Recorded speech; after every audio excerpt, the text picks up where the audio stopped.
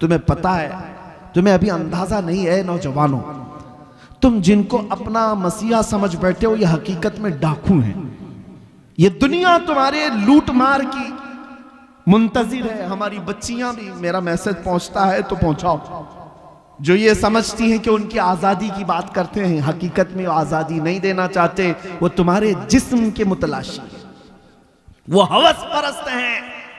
हमने कहीं एक हिकायत पढ़ी थी कि भेड़िए जो है, भेड़िए जानते हैं, अब भेड़ियों ने ये बाहर आकर के ऐलान करना शुरू किया कि बकरियों को आजादी दे दो, बकरियों को आजादी दे दो। अरे भेड़िया तो बकरी को खाता है, लेकिन बकरियों की हिमायत में नारे लग रहे हैं। सेम आज की सिचुएशन में आपको बता रहा हूं, भेड़िए आए हैं मोहल्ले में और नारे लगा रहे हैं बकरियों को आजादी दो, बकरियों को आजादी दो। और चंद बकरियां जब भेड़ियों को नारा लगाते हुए सुनी तो उनको लगा कितने अच्छे भेड़िए हमारी इज्जत की बात कर रहे हैं, हमारी हिमायत, आजादी होना चाहिए, सही बात है।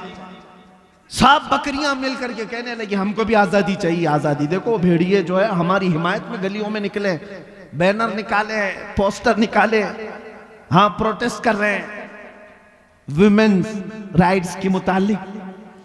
तो जो बूढ़ी बकरियां थी उन्होंने समझाया, कहा कि ए बच्चियों, आजादी नहीं है ये अच्छी चीज नहीं, तुम्हारी इज्जत मालिक के घर में ही सलामत है, यहीं रहो, जो हमारा मालिक है वो हमारी देखभाल अच्छी कर रहा है, बाहर जाओगी आजादी, ये भेड़िए तुम्हें छोड़ेंगे नहीं।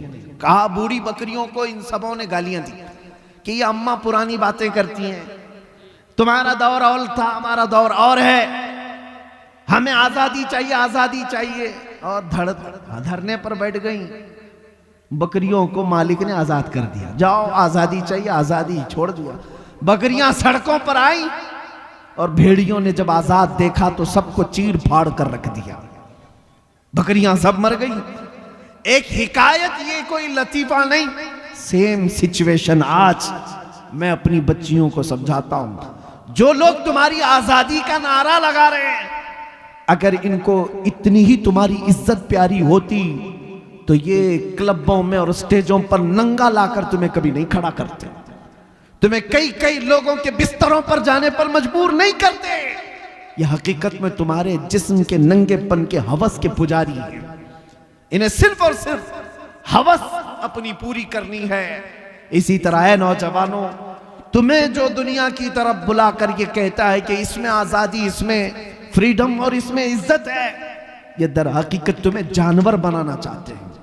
और कुछ नौजवान बन गए, कानों में बालियां भी आ गई, हाथों में चूड़ियां आ गई, सरों में चोटियां आ गई, कपड़े भी जगह जगह से फाड़ कर पहनने लगे और इसको फैशन कहने लगे। तुम्हें औरतों की चीजें दे दी गई, तुम्हें समझ में नहीं आया। कितने नौजवान हैं वो ये सोचे बगैर सब करने लग गए। अरे तुम्हें न मर्द बना रखा, ना औरत, बीच का बनाकर छोड़ दिया दुनिया ने, फिर भी तुम समझ रहे हो कि ये अभी फैशन है, फैशन है, ठगे जा रहे हो। और आओ मैं तुम्हें बताता हूं, हमारे दर्द को अगर सबसे ज्यादा महसूस करने वाला कोई है, हमारे गम को सबसे ज्यादा सहने वाला कोई है, वो मेरे आका मदीने के ताजदार की जात है। खुद मेरे आका फरमाते हैं, मेरे उम्मत के किसी के पांव में कांटा भी चुभे तो उसका दर्द मुझे होता है। अल्लाह, है कोई दुनिया में इस तरह? एक रिवायत सुनो, तवज्जो, इधर तवज्जो। जब मेरे आका सल्लल्लाहु ताला अलैहि वसल्लम की वफात का वक्त करीब आया, सुनो है मुसलमानों, मलकुल मौत हुजरे में दाखिल हो गए, इजाजत लेकर आए। यह आखिरी दिन था मेरे आका का, नज़ा का वक्त चल रहा है। नज़ा और सकरात किसको कहते हैं पता है? उस वक्त आदमी अपनी माँ बहनों को और भाई बाप को नहीं पहचानता। सकरात के वक्त तो आदमी को अपना नाम तक याद नहीं रह जाता। बड़ी सख्त हालत का नाम है सकरात। अच्छे अच्छे लोग अपनों को भूल जाते हैं, नहीं याद रहता। नबी मुकर्रम शहींशाह दो आलम मुस्तफ़ा जाने रहमत सल्लल्लाहु अलैहि वसल्लम का आखिरी वक्त है। मलकुल मौत आए इजाजत लेकर रूह कब्ज करने के लिए। तब जानते मेरे नबी ने सबसे पहले सवाल क्या किया इजराइल से? ऐ मलकुल मौत, ये नज़ा और ये सकरात की जो तकलीफ है बहुत सख्त है, जरा ये बताओ क्या ये तकलीफ मेरी उम्मत को भी दी जाएगी? अल्लाह, ये तकलीफ क्या मेरी उम्मत को भी आएगी? कौन है जो हमारे सकरात की तकलीफ को भी अपने नज़ा के वक्त याद कर रहा हो? अपने नज़ा के वक्त इसी को आला हजरत ने फरमाया था, जो ना भूला हम गरीबों को रजा, याद उसकी अपनी आदत कीजिए। हम गरीबों के आका पे बेहद दुरूद, हम फकीरों की सरवत पे लाखों सलाम। ऐ सुन्नी नौजवानों, सबसे ज्यादा हमारी फिक्र करने वाले वो नबी पाक की जात है। जब नबी पाक सल्लल्लाहु अलैहि वसल्लम सजदे में गिरकर बेतहाशा रोते रहे, किसके लिए रोते रहे? उम्मत के लिए। रब्बी हबली उम्मती, रब्बी ग़फिरली उम्मती। ताइफ में पत्थर खा करके भी दुआ करते रहे, मौला मेरी उम्मत मुझे नहीं पहचानती, इन्हें माफ कर दे। वो नबी पाक जो मेराज के सफर में जाकर के भी अल्लाह करीम की बारगाह में सबसे ज्यादा कुर्ब की मंजिल, उससे ज्यादा कुर्ब की मंजिल पूरी दुनिया में किसी को दी गई नहीं और ना ही दी जाएगी। उस वक्त भी मेरा रसूल अपने रब से कोई चीज पूछ रहा है तो ये है कि ऐ मौला मेरी उम्मत की बख्शिश मेरे हवाले कर दे। सुभान। कौन है जो हमारी फिक्र करेगा? जानते हैं एक सहाबी ने हुजूर से पूछा, या रसूल अल्लाह क़यामत के दिन आपको कहां ढूंढूं, कहां ढूंढूं? जानते हैं हुजूर क्या फरमाते हैं? देखना हौज़े कौसर पर मिलूंगा। मेरे उम्मती प्यास से तड़प रहे होंगे, अपने हाथ से पानी भर भर कर मैं अपनी उम्मतियों को पिला रहा हूं। वहां पर भी उम्मत की फिक्र है। या फिर हुजूर फरमाते हैं अगर वहां नहीं मिला, मीज़ान अमल पर देखना, जहां नेकियां और बुराइयां तोली जा रही होंगी, मैं अपने उम्मतियों के अच्छाइयां और नेकियों के पल्ले को भारी कर रहा हूंगा। वहां मुझे देख लेना, वहां मिल जाऊंगा। और अगर वहां नहीं मिला तो पुल सिरात पर देख लेना, जो जहन्नम के ऊपर का ब्रिज है, मैं अपने उम्मतियों को वहां से आसानी से गुजार रहा हूंगा। महशर के दिन भी मेरे आका हमें फरामोश नहीं कर रहे। एक और हदीस है, सुनो सुनो, एक और हदीस। मेरे आका फरमाते हैं कल क़यामत के दिन तुम मुझे देखोगे, मेरे कंधे पर चादर पड़ी होगी, मेरे कंधे पर चादर होगी, वो खसक खसक कर गिर रही होगी। मैं एक हाथ से अपनी चादर संभाल रहा हूंगा और दूसरे हाथ से अपने उम्मतियों को पकड़ पकड़ कर जन्नत की तरफ ले जा रहा हूं। जो ना भूला हम गरीबों को रजा, याद उसकी अपनी आदत कीजिए। ऐ नौजवानों मुझे बताओ, जो दुनिया में हमें ना फरामोश करे। और यहां तक कि एक हदीस ये भी है कि जब मुस्तफा करीम सल्लल्लाहु अलैहि वसल्लम को उनकी कब्र में रखा गया, कब्र में उतारने वाले सहाबा कहते हैं कि हुजूर के लब हिल रहे थे, हुजूर के लब हिल रहे थे। हमने कान लगा करके सुना तो नबी पाक ये कह रहे थे, रब्बी हबली उम्मती, रब्बी ग़फिरली उम्मती, ऐ मेरे रब मेरी उम्मत को माफ कर दे, मेरे उम्मत को मेरे हवाले कर दे। अब सुनो, जो अपनी कब्र में ना भूले, हशर में ना भूले। ऐ उम्मत के गयूर नौजवानों, क्या तुम्हें यह ज़ेब देता है कि उस नबी को तुम यहां भूल गए, उस नबी को तुम यहां भूल बैठे? इसी को तो आला हजरत ने कहा था, शब सुबह तक सोना तुझे, दिन लहू में खोना तुझे, दिन लहू में खोना तुझे, शब सुबह तक सोना तुझे। शर्मे नबी खौफे खुदा ये भी नहीं वो भी नहीं। आ जाओ ऐ नौजवानों, हमें सबसे ज्यादा प्यार करने वाला आमिना का लाल है, हमको सबसे ज्यादा मोहब्बत करने वाली जात मदीने के ताजदार की है। वो गुंबदे खजरा के मकी की कैफियत तो यह है, कुरान कहता है अजीजुन अलैहि मा अनितुम, तुम्हारा तकलीफ में पड़ना उस रसूल को देखा नहीं जाता। जब जब तुम मुसीबत में मुब्तला हो तो आका बेकरार होते हैं, वो रब ताला की बारगाह में सिफारिश करते, मौला मेरी उम्मत को इस कसम पुरसी से निकाल दे, इस मुसीबत से आजाद कर दे। लेकिन मुझे हैरत इस बात की होती है कि ये उम्मत उस तरफ देख क्यों नहीं रही? वो रसूल आज भी अपना दर दौलत खोले हुए है, आज भी वो अपना दरबार खुला रखे हुए है। आला हजरत ने कहा है, लब वहां हैं, आंखें हैं बंद, फैली हैं झोलियां, कितने मजे की भीख तेरे पाक दर की है। क्या बात है। ऐ मुसलमानों, तुम्हें पता है एक बात, हजरत अबू हफ्स समरकंदी रहमतुल्लाह अलैह फरमाते हैं, मक्का में एक आदमी का इंतकाल हो गया था, मैं अपनी गुफ्तगू को समेट रहा हूं। मक्का में एक आदमी का इंतकाल हो गया, उसका इकलौता बेटा था, लेकिन जिस शख्स का इंतकाल हुआ मरते ही उसका चेहरा गधे की तरह बन गया, गधे की शक्ल हो गई, जानवर की तरह चेहरा बन गया। किसी के घर में कोई बाप मरा हो और चेहरा जानवर की तरह हो जाए, क्या वो दिखा सकेगा दूसरों को मैयत? बेटे ने जल्दी से दरवाजा बंद कर दिया, रोने लग गया कि क्या हो गया मेरे बाप के साथ, क्या हो गया। घर वालों को मालूम था, बाहर किसी को नहीं मालूम। रोते बेटा अब क्या करें। बेटे ने यह सोचा कि घर में ये गड़ा खोदूंगा और यहीं पर बाप को दफन कर दूंगा, बताऊंगा नहीं, क्योंकि इज्जत का सवाल है, कोई देखेगा इसका बाप जानवर की तरह हो गया, मरने के वक्त क्या कहेगी दुनिया। रोते हुए अपने घर में बैठा था, अचानक उसके घर का दरवाजा खुला और एक बुजुर्ग घर के अंदर दाखिल हुए। उनके चेहरे पर चादर पड़ी थी, इसने देखा ही नहीं, सारे दरवाजे बंद थे। अचानक दरवाजे से एक बुजुर्ग आए, सीधे उस मैयत की तरफ गए, चादर हटाया, मैयत के चेहरे के ऊपर से हाथ रखा, दुआ की, फिर चादर डाल दी।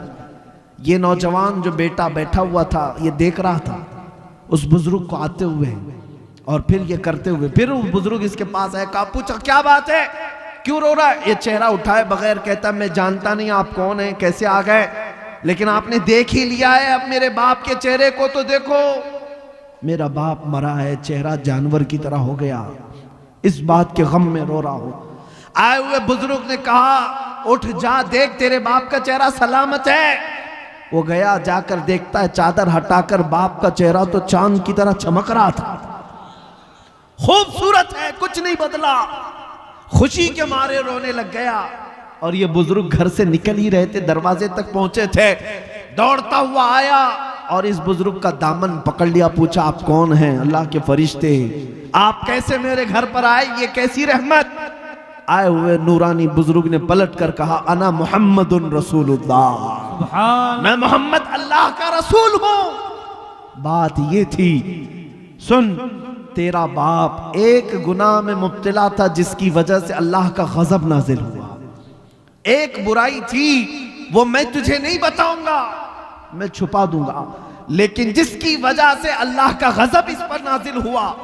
लेकिन ए शख्स, ए लड़के, तेरे बाप की एक अच्छाई ये थी, तवज्जो, अच्छाई क्या है, हमारी मौत के वक्त भी चेहरे चमका सकती है, तवज्जो, मौत के वक्त भी चेहरे चमका सकती है।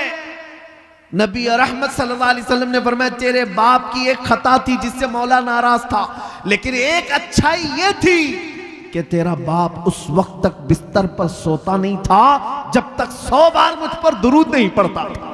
सुभान अल्लाह, नारे तकबीर, नारे रिसालत, अज़मत मुस्तफ़ा।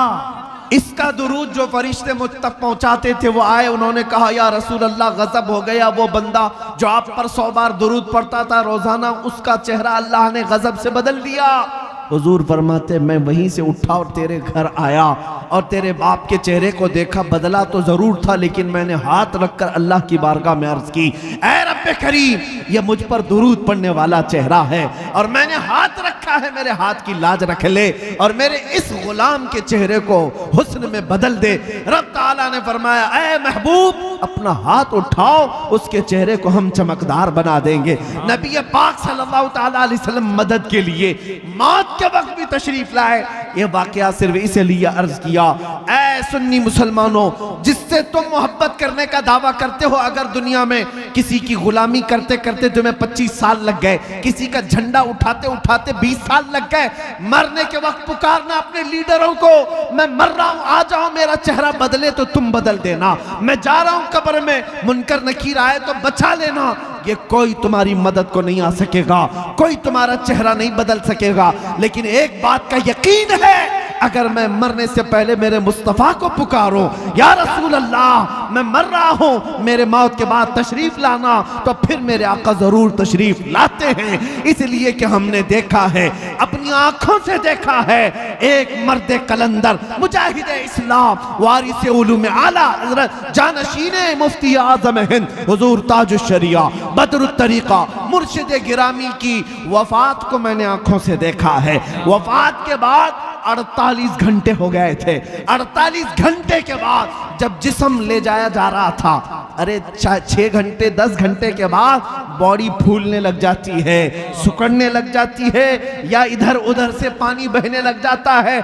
मैंने 48 घंटे के बाद उस ताजुशरिया को देखा। मैं जनाजे में हाजिर रहा, और जनाजे में नहीं बल्कि जिसमें पाक पकड़ कर हाजिर रहा। कब्र पर जाने तक जिस्म को जैसे पकड़ा जाता था, जिंदगी में जिस तरह की जिस्म में नरमी थी वैसे ही वफात के बाद भी नरमी नजर आती थी। वो जिस्म तरोताजा था, उसी तरह चमकदार था। वो क्यों था मैं आपको बताऊं, इसलिए कि उस ताजुशरिया ने अपनी वफात से पहले बारगाहे मुस्तफा में यूं कहा था, या रसूल अल्लाह, मैं मरूं तो मेरे आका ये मलाइका से कहना, मैं मरूं तो मेरे आका ये मलाइका से कहना, इसे कोई मत जगाना, अभी आंख लग गई है। तेरे दामने करम में जिसे नींद आ गई है वो फना न होगी, उसे जिंदगी मिली है। नारे तकबीर, नारे रिसालत, करिया करिया। मेरे अजीजों, बस मुख्तसर सी बात समेटता हूं। जो जिंदगानी तुम्हें अल्लाह ने दी है बाकी, आज ये इरादा कर लो, आज ये इरादा कर लो, जिएंगे तो मेरे मुस्तफ़ा के सुन्नतों पर जिएंगे। एक भी नौजवान उठ करके ये अहद कर लिया, हमारा जलसा वसूल हो गया, हमारी रात कबूल है। एक भी गुनाहों से तौबा कर ले कि आज के बाद मैं गाने नहीं सुनूंगा। वादा करते इंशाअल्लाह, जो सुनेंगे मेरे मुस्तफ़ा की नातें सुनेंगे, कलामे रब्बानी सुनेंगे इंशाअल्लाह। बस एक भी खड़ा हो जाए, मेरे मुस्तफ़ा करीम सल्लल्लाहु ताला अलैहि वसल्लम की नजर इनायत हो, और उसके सदक़े में मौला करी। बैठो बैठो बैठो, मुझे पता है पूरा मजमा खड़ा होगा, क्योंकि हर एक के दिल में ये जज्बा है, हर एक के दिल में जज्बा है। और मुझे पता है दुनिया आज इसी बात से तो लर्ज़ा है, इसी बात से खौफज़दा है कि किसी दिन ये खड़ा हो गया तो दूसरों का उठना भी मुश्किल हो जाए। हाँ, किसी दिन ये खड़ा हो गया तो दूसरों का उठना भी मुश्किल हो जाए। इसीलिए दुनिया तुम्हें नशा दे दे करके सुलाती है। बहुत ज्यादा तुम्हारे मोहल्लों में नशा इसीलिए दिया जाता है कि ये जितना नशा करके सोते रहे हम जागते रहे। जिस दिन ये नशा छोड़ देगा हमारी नींदें हराम कर देगा, हमारा सुकून गारत हो जाएगा। अजीज़ाने गिरामी वक़ार, आज फिर दुनिया को ये बताने का वक्त है, कुव्वत इश्क से हर पस्त को बाला कर दो, कुव्वत इश्क से हर पस्त को बाला कर दो, दहर में नामे मोहम्मद से उजाला कर दो। आज के पूरे इस मजमे को मैं इख्तिताम पर लाते हुए बारगाह मुस्तफ़ा में अब ये अहद करता हूँ। सब मेरे साथ हुजूर की बारगाह में अहद करते हैं इंशाअल्लाह। नबी रहमत सल्लल्लाहु अलैहि वसल्लम को हाजिर व नाजिर मानते हैं, उन्हें मालिक व मुख्तार मानते हैं, हम सब का आका व मौला मानते हैं, हम सब की जानों का मालिक मानते हैं। आओ उस नबी रहमत को गवाह बनाकर अब अर्ज करते हैं, या रसूल अल्लाह, हमने दुनिया की रंगीनियां बहुत देखी, अय्याशियां बहुत की, लेकिन अब जिएंगे तो इस वादे के साथ कि दूसरों की गैरों की नत्थु खेरों की बात नहीं करेंगे। या रसूल अल्लाह, अब बात करेंगे तो ये कहेंगे, दहन में जुबान तुम्हारे लिए, बदन में है जान तुम्हारे लिए, हम आए यहाँ तुम्हारे लिए, उठे भी वहां सबा वो चले के बाग फले, वो फूल खिले के दिन हो भले, लिवा के तले सना में खुले, रजा की जुबान तुम्हारे लिए, लिवा के तले, लिवा के तले, लिवा के तले सना में खुले। या रसूल अल्लाह, हम सब की जुबान तुम्हारे लिए, हम सब की जुबान तुम्हारे लिए, हम सब की जुबान तुम्हारे लिए। लब्बैक या रसूल अल्लाह, लब्बैक लब्बैक या रसूल अल्लाह, लब्बैक या रसूल अल्लाह। व आखिरु दावाना अनिल हम्दुलिल्लाहि रब्बिल आलमीन।